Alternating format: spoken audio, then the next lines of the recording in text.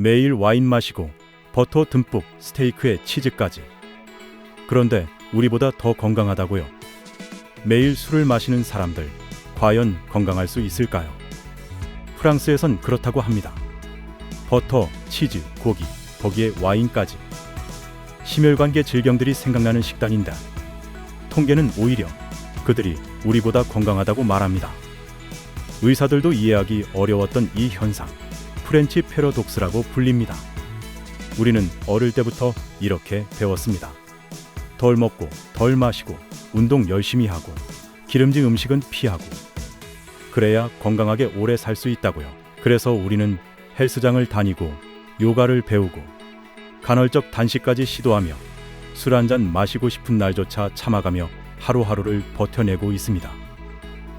그런데 프랑스는 기름진 치즈와 고기를 먹고 와인을 마시고 식사 시간은 한없이 여유롭습니다. 그런데도 더 건강하다는 겁니다. 이쯤 되면 정말 이해가 안 되기도 하고 솔직히 조금은 억울하지 않으신가요? 오늘은 이 불편한 진실에 대해 한번 파헤쳐 보려고 합니다. 와우. 몇 번의 프랑스 여행 중 지금도 또렷이 기억나는 장면이 하나 있습니다. 파리의 300년이 넘은 레스토랑 알라 페티트 최즈에서의 점심 식사였어요. 들어서자마자 마주한 건 백발의 노년 신사 한 분이었습니다. 말수가 적고 동작은 조용했지만 손님의 눈을 깊이 바라보며 천천히 안내하던 그분의 태도에서 저는 이상할 만큼 격이라는 단어를 떠올렸습니다. 종업원 대부분이 60대 이상이었고 그분들은 서두르지 않으면서도 정확하게 품격 있게 테이블을 오갔습니다. 점심시간이었지만 손님들 대부분이 와인을 곁들이고 스테이크와 바게트를 천천히 즐기며 오랜 대화를 이어갔습니다. 그때 저는 문득 이런 생각이 들었습니다. 우와, 프랑스 사람들은 평일 점심부터 낮술을 하네. 점심시간이 엄청 긴가? 저 사람들 도대체 몇 시까지 점심을 먹는 거지? 우리는 늘 바쁘잖아요. 점심시간 1시간이 아까워서 컵밥을 들고 회의실로 가기도 하고 식사 중에도 휴대폰 알림을 확인하고 업무 이야기를 하며 마시듯 정신없이 밥을 먹죠.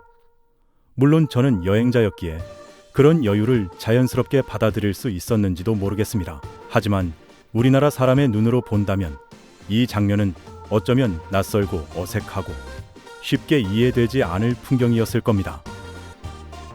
그런데 프랑스에서 식사란 단지 먹는 행위가 아니었습니다. 사람을 만나고 삶을 나누고 하루의 속도를 잠시 늦춰주는 행위로 보였습니다. 그 조용하고 여유로운 분위기 속에서 저는 건강은 둘째치고 그 순간만큼은 뭔가를 천천히 충전하는 느낌을 받았습니다. 우리나라의 점심이 오후에 바쁜 일을 위한 연료를 주입하는 시간이라면 프랑스의 점심은 머리를 식히고 다시 오후를 시작하는 리프레시 타임 같았어요. 단정할 수는 없지만 뭔가 본질적으로 다르다는 직감만큼은 분명했습니다. 와우. 1990년대 초반 미국 CBS 방송의 시사 프로그램 60 미니츠가 이 이야기를 다뤘습니다. 미국은 저지방 식단을 유행처럼 밀어붙였지만 심혈관계 질병에 의한 사망률은 높았습니다. 그런데 프랑스는 잦은 고지방 음식과 매일 마시는 와인, 게다가 버터와 고기의 향연 속에서도 아이러니하게 건강 지표는 오히려 더 좋았습니다. 프랑스 음식 한번 떠올려 보면요. 겉은 흰 곰팡이로 덮여 있고 안은 부드러운 연성 치즈인 까망베르. 그보다 넓고 납작하며 좀 더 순하고 크리미한 맛의 브리. 그리고 거위를 살찌워 만든 간으로 지방 함량이 매우 높은 푸아그라까지. 고소하고 진한 맛을 자랑하는 고지방 식재료들이 가득하죠. 여기에 하루 몇 잔의 레드 와인까지 곁들여지는 게 프랑스인의 일반적인 일상 식사입니다. 그런데도 그렇게 건강하다. 도대체 어떤 식재료가 프랑스인들을 건강하게 만든 걸까요? 혹시 정말 와인이 그런 기적을 만든 걸까요? 그래서 당시 미국 언론은 이 이해되지 않는 현상에 이름을 붙입니다. 바로 프렌치 패러독스라고요. 기름지고 고지방인 식단을 먹으면서도 심혈관 질환 발병률이 낮은 아이러니한 프랑스인의 건강을 설명하기 위해 붙여진 이름입니다. 와우. 프랑스에서 와인은 단순한 술이 아닙니다. 레드 와인, 화이트 와인, 스파클링 와인까지 다양한 종류가 있으며 각각 어울리는 음식과 마시는 방식도 다릅니다. 와인은 발효된 포도로 만든 술로 당분을 자연 발효시켜 알코올을 얻는 방식으로 만들어집니다.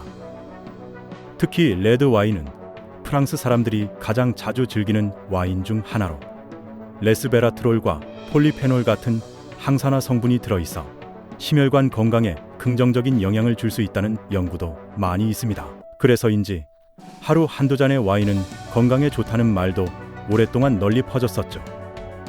하지만 여기서 말하는 한두 잔조차도 사람에 따라 기준이 다르고 그 효과를 누리기 위해선 그 이상을 마셔야 한다는 연구도 있는 만큼 항상 조심스러운 단서가 붙습니다. 적당히라는 단서 말이죠. 실제로 세계보건기구 WHO는 적당한 음주도 건강에 해가 될 수 있다는 입장을 공식적으로 밝히고 있는 것을 보면 음주는 무조건 건강에 해롭다는 말이 되겠죠. 레드 와인의 건강 성분은 이미 앞에서 언급했듯 레스베라트롤이나 폴리페놀 같은 항산화 물질인데요. 중요한 건 이런 성분보다도 그 와인을 어떤 상황에서 누구와 어떤 분위기에서 마시느냐는 점입니다. 혼자 스트레스를 풀기 위해 마시는 와인과 친구와 식사를 즐기며 천천히 나누는 와인은 같은 술이라도 완전히 다른 의미를 가지니까요. 결국 정말 중요한 건 와인의 종류나 성분이 아니라 그걸 즐기는 문화와 태도라는 것이죠. 하지만 지금은 연구자들도 말합니다. 와인의 성분만으로 프랑스인의 건강을 설명하는 건 그들이 살아가는 방식 전체를 설명하지 못한다는 뜻입니다. 식사 시간의 여유, 대화의 밀도, 스트레스와 균형 잡힌 일상의 리듬이 함께 만들어낸 결과라는 거죠.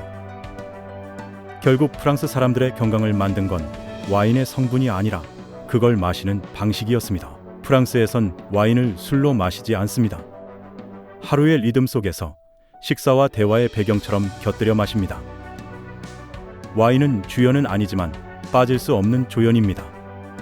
주연을 더 빛나게 해주고 음식의 풍미를 더욱 끌어올려주는 존재. 분위기를 따뜻하게 감싸주며 대화를 자연스럽게 이어주는 매개이기도 하죠.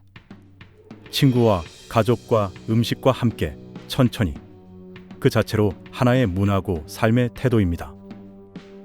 프랑스 사람들의 식사는 평균 1시간 이상, 점심에도 코스 요리를 천천히 즐기고 대화를 이어갑니다. 식사 시간은 단순히 에너지를 보충하는 시간을 넘어서 자신을 정돈하고 내면을 가다듬는 고요한 쉼표 같은 순간입니다. 그런데 여기서 빠뜨려선 안 될 사실 하나. 사실 세상 그 누구라도 아무리 좋은 와인이라도 과하게 마시면 결국 건강은 물론 삶의 리듬과 인간관계까지 무너질 수 있습니다. 결국 핵심은 무엇을 마시느냐가 아니라 어떻게 마시느냐라는 생각이 강하게 듭니다. Wow. 술하면 떠오르는 나라 중 하나, 바로 우리 한국. 그만큼 익숙하고 강렬한 인상을 남기는 우리의 술 문화가 자연스럽게 떠오릅니다. 한국도 술로는 그 어느 나라에도 뒤지지 않을 만큼 자주 또 많이 마십니다. 그런데 마시는 방식이 좀 많이 다르게 느껴집니다. 빨리, 많이, 경우에 따라 눈치까지 봐가며 폭탄주를 말아 건배를 하고 그걸 시합하듯 벌컥벌컥 마십니다. 잔을 다 비우지 않으면 분위기를 깰까봐 조심해야 하죠. 술자리는 종종 회식이라는 이름으로 일의 연장이 되고 억지로 마시거나 빨리 취하려는 분위기도 익숙합니다. 심지어 술을 잘 마신다는 게 사회적 능력처럼 여겨지기도 하죠. 하지만 프랑스는 다릅니다. 그들에게 술은 일의 연장이 아니라 삶의 여백입니다. 마시고 싶을 때 마시고 원치 않으면 마시지 않습니다. 누가 권한다고 억지로 마시는 일은 없습니다. 강요보다는 스스로의 선택을, 속도보다는 여유 있는 분위기를, 형식적인 대화보다는 마음을 나누는 대화를 더 소중히 여깁니다. 이 차이는 단순한 음주 습관의 차이가 아닙니다. 이런 차이는 몸의 건강은 물론 마음의 평온과 삶의 품격, 그리고 서로를 향한 배려까지 깃들어 있는 삶의 방식이자 문화라는 생각이 듭니다. Wow. 같은 음식을 먹어도, 같은 술을 마셔도 어떻게 먹느냐에 따라 전혀 다른 결과가 나옵니다.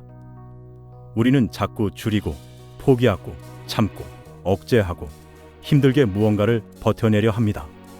칼로리를 계산하고, 지방 함량을 따지고, 오늘 몇 걸음 걸었는지 따지며 건강을 숫자로 관리하죠. 하지만 프랑스는 천천히, 함께, 즐기며 건강을 지켜왔습니다. 먹는 행위 자체보다 그걸 둘러싼 분위기와 리듬에 더 가치를 둡니다. 프랑스 사람들에게 식사란 삶을 잠시 멈추는 일입니다. 그 시간만큼은 일도 잠시 멈추고 스마트폰도 내려놓고 오롯이 음식과 함께하는 소중한 사람, 또 그들과의 대화에 집중합니다. 반면 우리는 밥을 먹으면서도 메신저를 확인하고 회의를 준비하고 일을 떠올립니다. 식사를 하면서도 뇌는 워킹 모드에서 벗어나지 못하죠. 건강은 숫자의 문제가 아니라 삶의 리듬이라는 말. 프렌치 패러독스는 결국 와인의 비밀이 아니라 삶의 태도의 역설일지도 모릅니다. 우리가 지금 돌아봐야 할 건 음식의 성분 그 자체가 아닐지도 모릅니다. 오히려 그 음식을 먹는 공간, 함께하는 사람, 주고받는 이야기, 그리고 그 모든 것을 나누는 소중한 시간. 그 모든 맥락이 우리의 몸과 마음의 건강을 결정짓고 있었던 건 아닐까요? 이제 우리는 음식의 영양소 성분 분석보다는 더 깊이 그걸 둘러싼 문화와 삶의 방식, 그리고 주변에 함께하는 소중한 사람들이 무엇보다 중요하다는 사실을, 서로 나누는 에너지가 우리 모두에게 건강과 행복을 전해준다는 것을 돌아봐야 할 때입니다. Wow. 여러분은 술을 어떻게 마시고 계신가요? 식사는 어떤 모습인가요? 그건 단지 에너지를 보충하는 시간이었나요? 아니면 하루를 잠시 멈추고 나를 회복시키는 시간이었나요? 프랑스 사람들은 특별한 음식을 먹는 것도, 더 건강한 유전자를 타고난 것도 아닙니다. 그저 조금 더 천천히, 조금 더 여유롭게 사랑하는 사람들과 함께 맛있는 음식을 먹고 마시는 그 순간을 진심으로 즐기고 있었던 것뿐입니다. 우리는 매일 무엇을 먹을까를 고민하지만 어떻게 살고 있는가를 돌아볼 시간은 얼마나 있었을까요? 건강을 위해 지금 바꿔야 할 건 단지 식단이나 속도만이 아닙니다. 삶을 대하는 여유, 태도, 그리고 마음가짐이 더 중요할지도 모릅니다. 줄이고 참는 것이 아닌 스트레스를 줄이고 나를 존중하는 방향으로 살아가는 것. 물론 그 치열한 워킹 모드가 지금의 대한민국을 만들었고 우리를 여기까지 이끌어준 것도 맞습니다. 하지만 이제는 삶의 속도보다 삶의 질에 대해 우리가 진지하게 질문을 던져야 할 때 아닐까요? 당신의 하루는 빠른가요? 아니면 느리지만 단단하게 나를 채우는 시간이었나요? 오늘 이 이야기가 당신의 삶을 돌아보는 작은 쉼표가 되었다면 구독과 좋아요로 함께 나눠주세요. Y월드는 항상 왜? 라는 질문을 통해 우리 삶의 방향을 함께 고민합니다. 감사합니다. Wow.